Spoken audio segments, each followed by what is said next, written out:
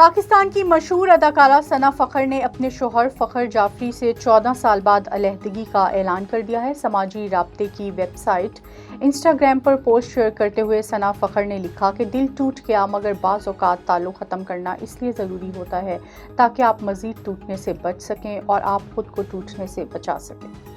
سابق مس ورلڈ اور بالی ووڈ نگری کی بولڈ اداکارہ اروشی روٹیلا نے خود کو بھارت کی امیسا مہنی قرار دیتے ہوئے کہا ہے کہ ان کے ساتھ بھارت میں بالکل ویسا ہی سلوک ہو رہا ہے جیسا مقتول مہیسا امینی کے ساتھ ایران میں ہوا۔ اروشی نے انسٹاگرام پر اپنی ایک اداس ویڈیو شیئر کرتے ہوئے کیپشن میں لکھا کہ پہلے ایران میں مہیسا امینی کے ساتھ جو ہوا اب انڈیا میں میرے ساتھ ہو رہا ہے۔ مجھ پر دوسروں کا تعاقب کرنے کے الزام لگا کر ہراساں کیا جا رہا ہے اور کوئی بھی میرا ساتھ نہیں دے رہا اور نہ ہی کسی کو میرے ساتھ ہونے والے عمل کی کوئی پرواہ ہے۔